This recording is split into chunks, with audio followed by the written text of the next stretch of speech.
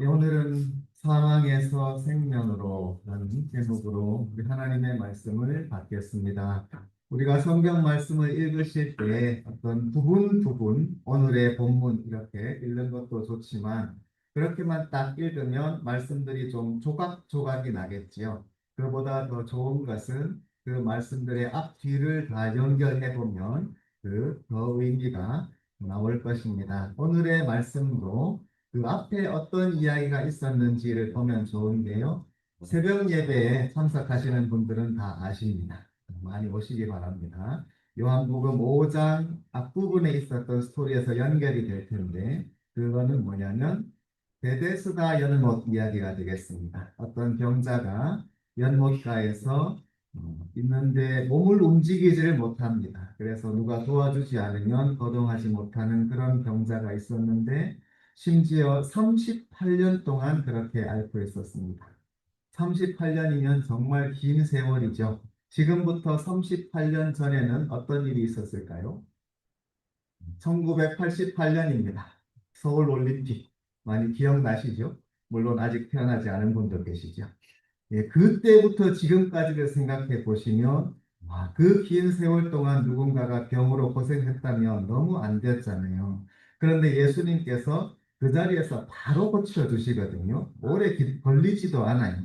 그러니 얼마나 축하할 일입니까? 그 사람과 아무 상관이 없어도 그렇게 그 오랜 병마에서 치료를 받았다면 누구라도 박수치고 기뻐해야 할 일일 텐데 옆에 있던 사람들은 또 트집을 잡는 것입니다. 사람들이 다른 사람들의 일을 보고 축하해주는 이것도 얼마나 좋은 일인지 모릅니다. 그렇게 하지 못하고 또 트집 잡는 사람들이 또 있었죠. 안식일에 그렇게 했다는 것이죠. 안식일에는 쉬어야 되는데 그리고 우리가 이렇게 사람을 고쳐주고 침상을 들고 걸어가라 하니까 뭐 들고 걸어가고 이게 일이라는 거예요. 그래서 뭐라 뭐라 그러는 거거든요. 예수님께서 안식일에 대해서 말씀하신 적이 있죠. 너희가 만약에 양이 있는데 나귀가 있는데 뭐 구덩이에 빠지면 오늘은 안식일이니까 일하면 안 돼 하고 가만히 내버려 두느냐 그 다음 날에 번지러 가느냐 아니라는 거지요. 그 짐승이지만 생명이 달린 일이고 위험에 빠져 있으면 안식일에 즉시 들어가서 구해주는 게 당연한 일이잖아요. 인지상정. 그렇게 할 텐데 하물며 하나님의 형상이 있는 이 사람이 오랜 세월 동안 병으로 고생했는데 고쳐주는 것이 안식일에 더욱더 마땅한 일이지 하고 예수님께서 말씀하신 적이 있죠. 그처럼 예수님께서 하나님께서 주시는 이 생명을 가지고 그 사람에게 새 생명을 주셨고 바로 그 사건 바로 이어서 나오는 말씀이 오늘의 본문이 되겠습니다. 자, 24절의 말씀 보실까요? 예수님 말씀입니다. 내가 진실로 진실로 너희에게 이르노니 진실로 진실로는 문자 그대로 아멘 아멘입니다. 예수님이 그렇게 말씀하시니 아멘 아멘 너희에게 이르노니 아멘이라는 말이 진실로라는 뜻이지요. 우리가 하나님 말씀을 받을 때 진실로 그렇습니다. 그런 뜻으로 아멘 하는 것입니다. 맞습니다. 이루어집니다. 아멘 진실입니다. 그런 의미지요. 원래 히브리 말에서 왔는데 그 어원을 따져보면 그 의미는 신실하시다는 뜻이 되겠습니다. 하나님의 신실하심.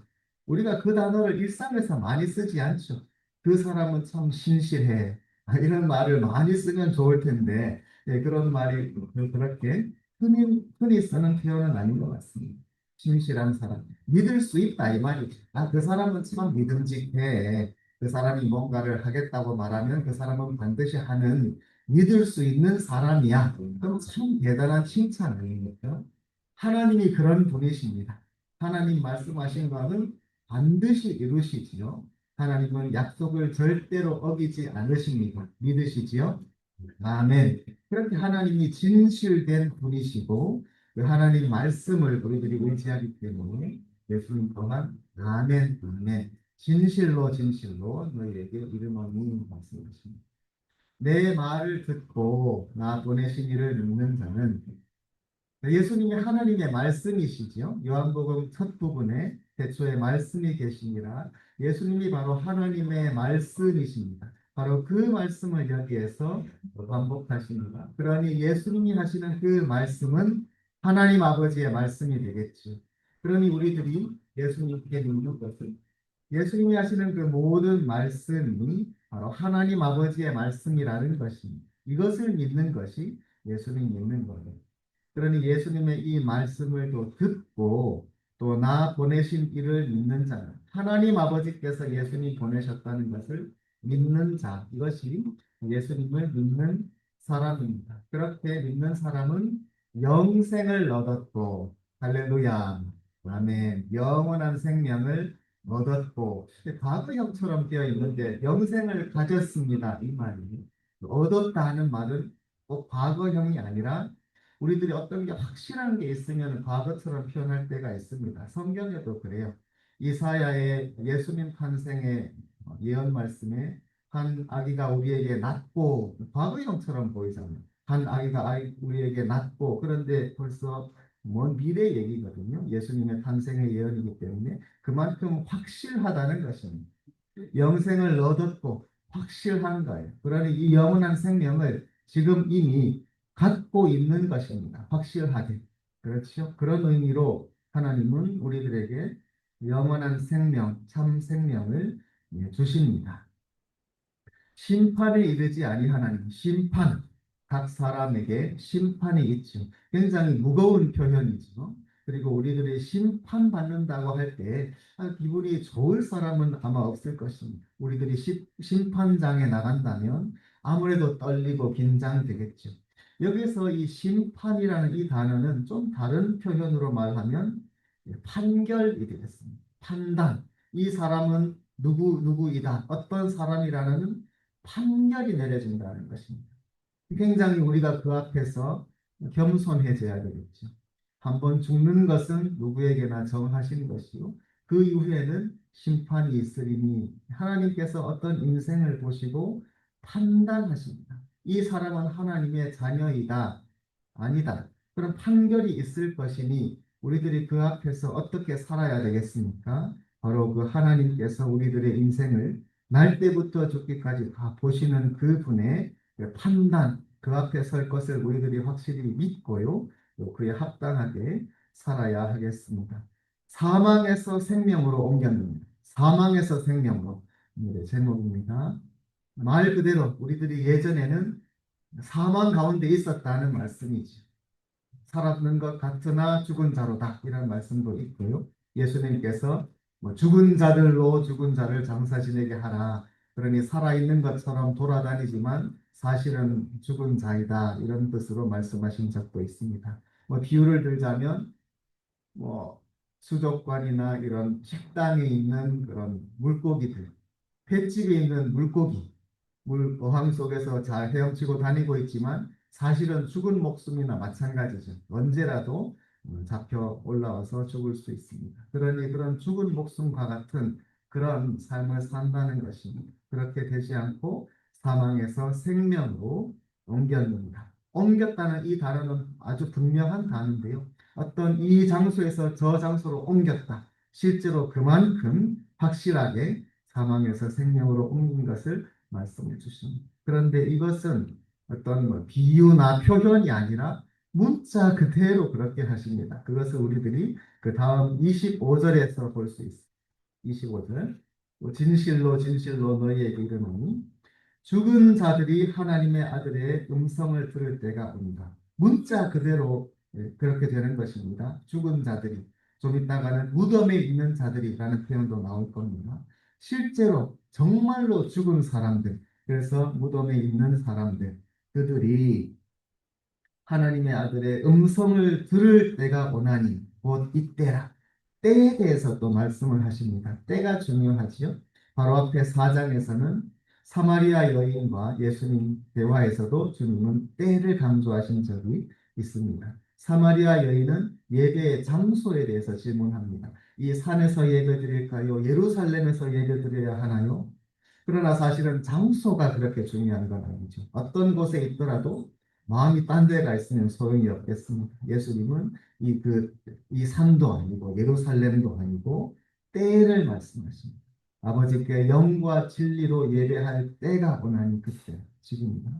바로 지금도 마찬가지입니다. 어떤 때가 오나니 곧 이때라. 이미 그 때가 왔습니다. 그 시간이 언제인가? 어떤 시간인가? 죽은 자들이 하나님의 아들의 음성을 듣는 것입니다.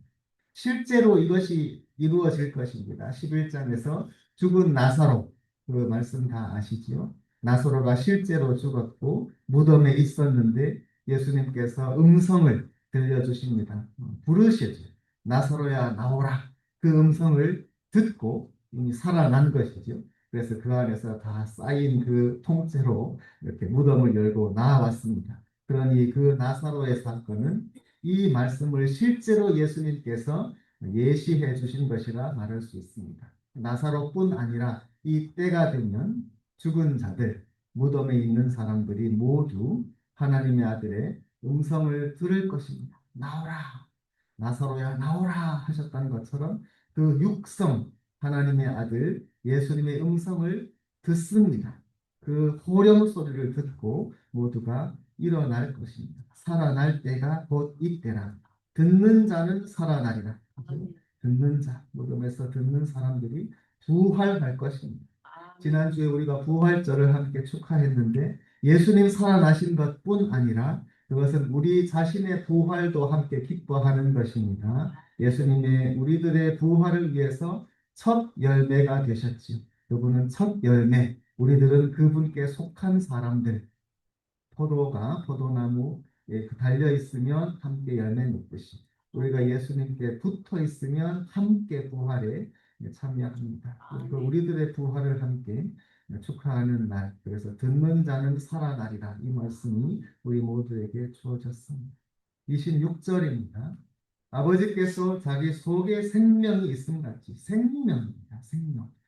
우리도 생명이 있죠. 그러나 우리가 가진 생명은 말하자면 렌트한 것입니다. 렌트. 주인에게 잠시 빌린 거예요. 하나님 아버지께서는 생명의 주님이시고 그건 우리들은 그걸 잠시 빌려 쓰다가 때가 되면 하나님 아버지께 돌려드릴 것입니다. 믿으시지요?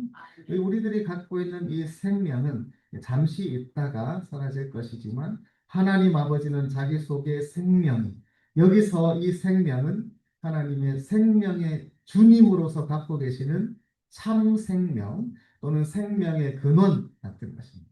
주님은 생명 그 자체를 갖고 계시고 우리에게 나누어 주시지. 또는 생명수, 생물의 근원이라고 말할 수도 있습니다. 생명수가 있다면 우리들이 그 물을 받아 마시는데 그 생명수의 근원, 샘처럼 끊임없이 솟아나는 샘물, 그와 같은 생명의 근원을 하나님 아버지께서는 가지십니다. 그러니 살아계신 하나님, 우리가 그렇게 표현하잖아요. 주님 그리스도시요 살아계신 하나님의 아들입니다. 베드로의 고백처럼 하나님은 살아계십니다. 하나님은 생명의 주님이십니다. 생명의 근원 자체를 갖고 계시고 우리에게 주시죠. 그런데 이 생명을 아들에게 주셨습니다. 그래서 아들에게도 그 속에 있게 하셨고 아들이신 예수님께도 이 생명수의 근원 같은 생물 같은 생명이 있으시고 그 생명을 예수님께서 우리에게 주십니다. 그러니 예수님의 말씀을 듣고 살아나는 것이죠. 요한복음의 굉장히 중요한 주제는 이것입니다. 하나님 아버지께서 아들 예수님께 다 주셨다.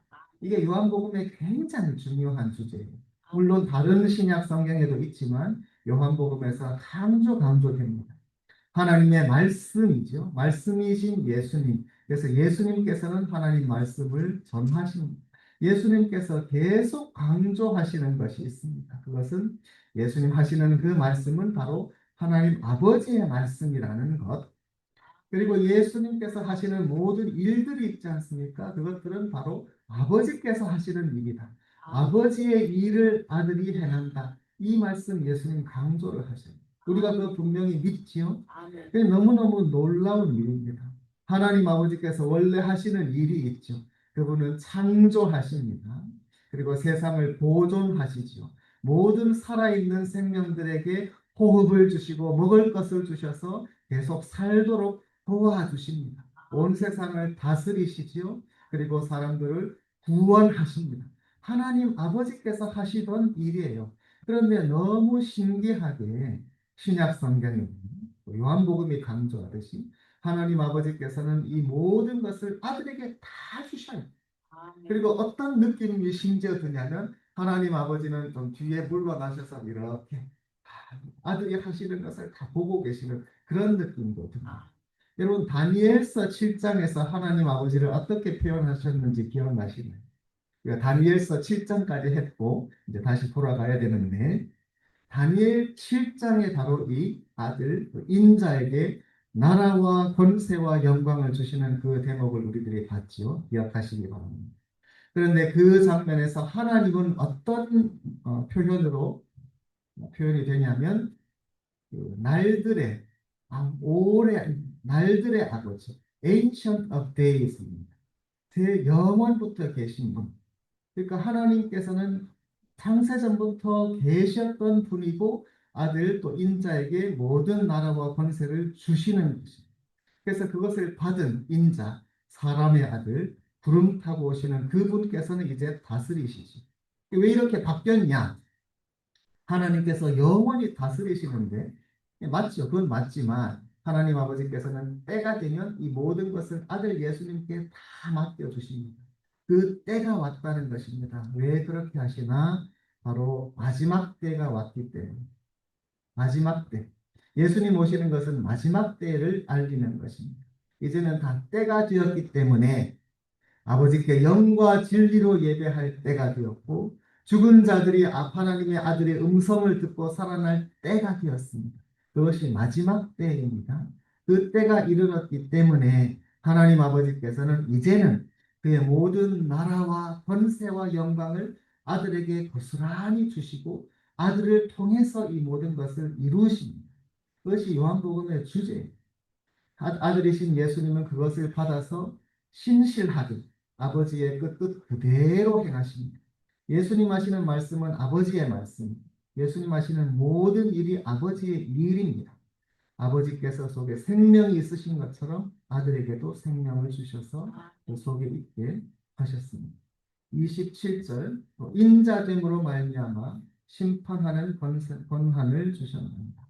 인자 되신 또 사람의 아들이라는 것입니다. 앞서서는 하나님의 아들의 음성을 듣는다 그랬죠. 예수님은 하나님의 아들이시고 또 사람의 아들 인자이십니다. 그가 인자이시기 때문에 그에게 심판하는 권한을 주셨습니다. 심판이라는 건요, 우리가 잘 아는 것처럼 상도 주시고 잘하는 사람 상 주시고 죄 지은 사람 벌 주시고 이런 심판의 의미가 있죠. 그러나 또 한편으로 아까 말씀드린 것처럼 판결입니다. 이 사람에게 영생이 또 부활이 또 하나님의 자녀됨이 합당한가 아닌가 그 기준이 예수님이라는 뜻입니다. 여러분 이거 확실하시죠? 우리가 예수님을 믿음으로 하나님 자녀가 되는 권세가 있습니다. 만일 예수님을 믿지 않으면 믿지 않는 자는 이미 심판을 받았습니다. 정죄를 받았습니다. 예수님께서 그 모든 구원과 하나님의 은혜의 기준이십니다. 우리가 그분께 속해 있느냐 아니냐에 따라서 우리들의 영생이냐 아니면은 영원한 멸망이냐 그것이 정해지기 때문에 예수님은 우리를 심판하는 권한을 받으신 분입니다. 28절입니다. 이를 놀랍게 여기지 말라. 무덤 속에 있는 자가 다 그의 음성을 들을 때가 오가니 아까 하셨던 말씀에 반복이라고 할 수 있죠. 죽은 자가 하나님의 아들의 음성을 들을 때가 오나니 듣는 자는 살아나리라. 또 반복이 되어 있습니다. 너무 중요하니까 예수님이 반복하신 것 같습니다. 이번에는 무덤 속에 있는 자. 그러니까 확실하게 이게 무슨 과장이나 뭐 비유나 그런 게 아니에요. 실제로 죽은 사람들, 무덤 속에 있는 자들, 그들이 그의 음성을 듣는다는 것입니다. 그리고 듣는 자는 살아나지. 그 안에 생명이 있었으니 그 생명은 각 사람에게 비추는 빛이라. 예수님은 하나님의 말씀이고 말씀 안에는 생명이 있습니다. 문자 그대로 그렇습니다.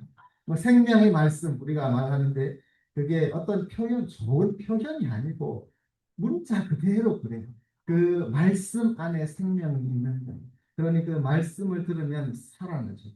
여러분 성경 말씀 읽으실 때 그런 은혜를 경험하신 적이 있으실 것입니다. 성경 말씀 읽을 때, 뭐 읽는데 정말로 내가 막 살아나요. 그런 경험이 있으시죠? 아멘. 네. 아멘 하셔도 아멘. 됩니다. 아멘.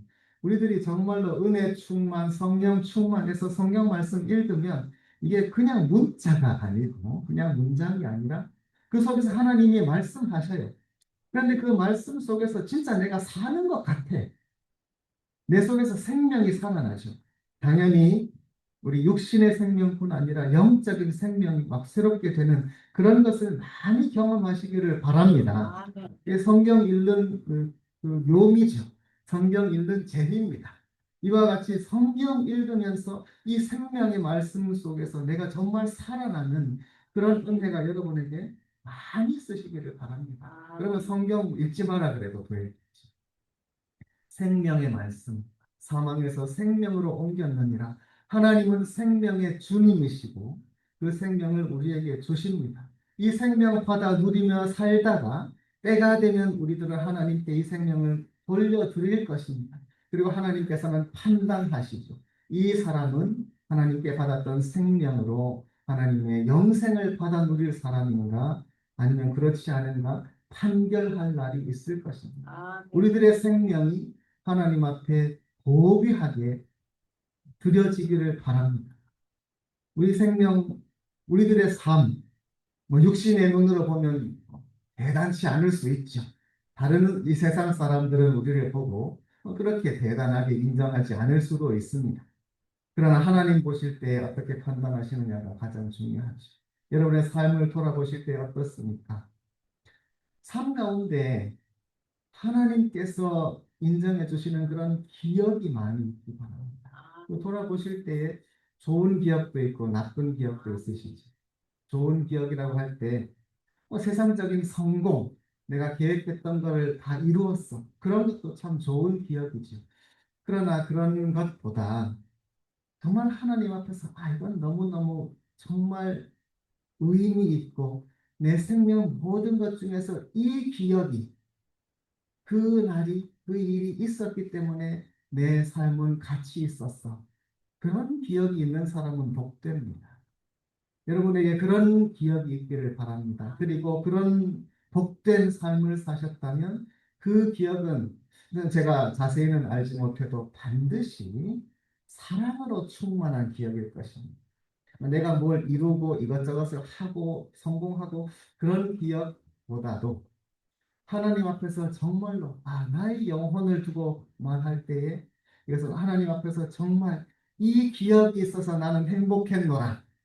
내 삶을 다 지나서 돌아볼 때 물론 힘들고 어려웠지만 그래도 그 기억이 있어서 나는 웃을 수 있노라.